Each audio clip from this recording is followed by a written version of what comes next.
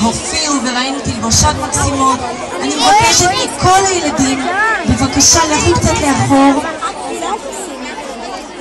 תסתכלו לכאן, כי הכנו לכם הפתעה. הכנו לכם הפתעה. עומדים כבר מוכנים כאן להקת המחול של ההורים בבית חינוך רימון. אני לא שומעת כפיים. כן, כן, אנחנו כבר, יש לנו חוזה הופעות, הזמינו אותנו בבתי הספר בכפר יונה, והם כבר מוכנים. לא, אני לא, זה לא מספיק מחיאות כפיים, ילדים! הורים תפרגנו! אז הריקוד מוקדש באהבה לכל הילדים. בבקשה.